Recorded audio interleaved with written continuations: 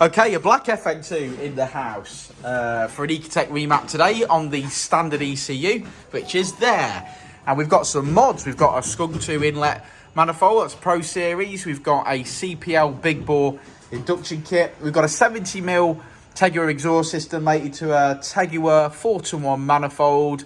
Yeah, some good mods. So we're going to do a stock power run. R. Jensen. Hello, R. Jensen. Hello. Is going to strap this car, and then we're going to do a stock power run, see what power she's putting out now, and then start tuning. So let's do it.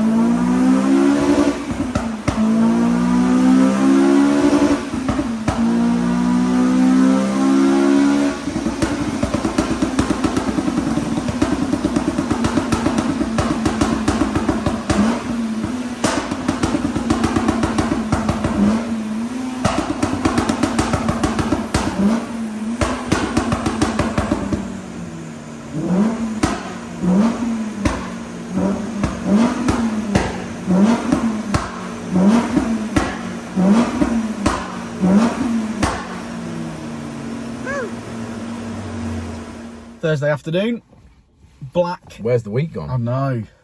Black FN2 in the house.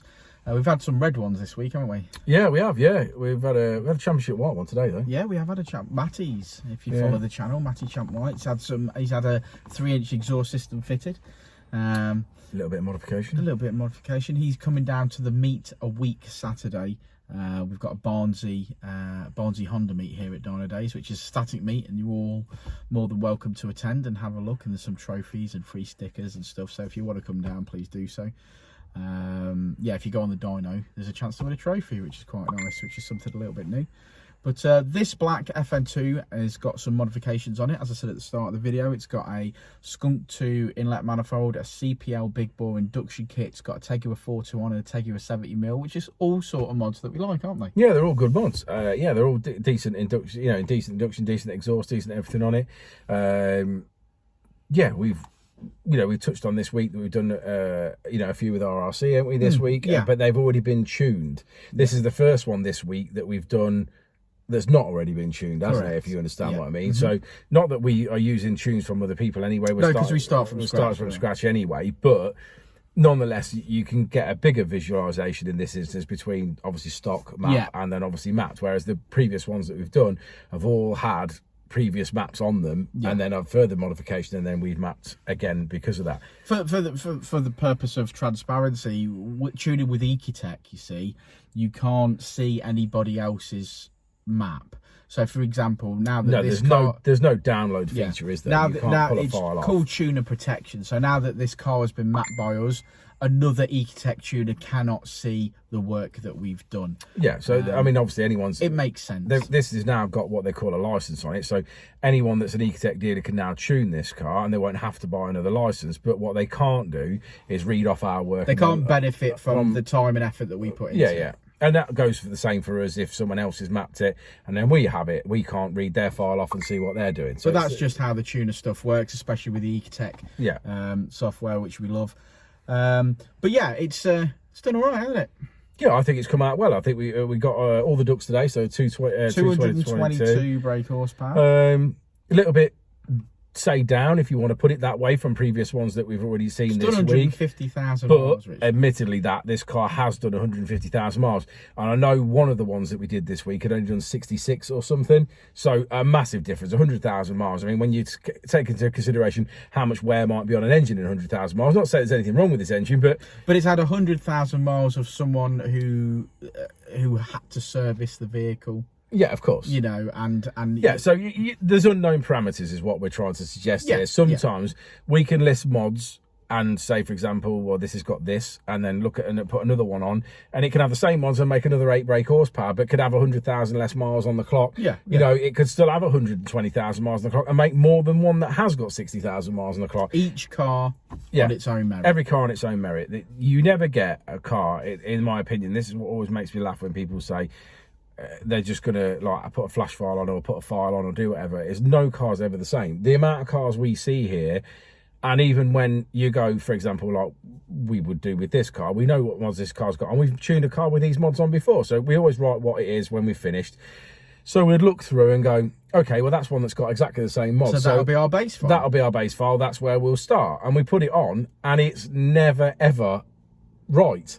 No, you know what I mean. It's when I say and imagine how that would work if someone was attempted to do that on a turboed vehicle. Yeah. It's just it cannot be done. Yeah, even a car with such a good engine as this, they're all different, and they all require a couple of clicks of fuel here, a little bit of time in there. Yeah, it's like they're all different. Aren't they? They're all different. They like I said, never one car repeats. They map up exactly the same. They just don't. You put one in that's got exactly the same file, and you put it in, and you'll go, oh, okay, well the fueling's still flat because you've flattened it out before, but you might say, well, this is just run a 12.6 flat AFR, you know, and well, we've got to take some out of that. But yeah, in the previous car, it was absolutely spot on. So it's it just doesn't. No two cars run the same. Basically, is the answer in my opinion. It's custom tuning. Yeah, it's why it takes so bloody long. Yeah. But yeah, happy with that. So let's go and look at the graph, young man. Come on then. All right.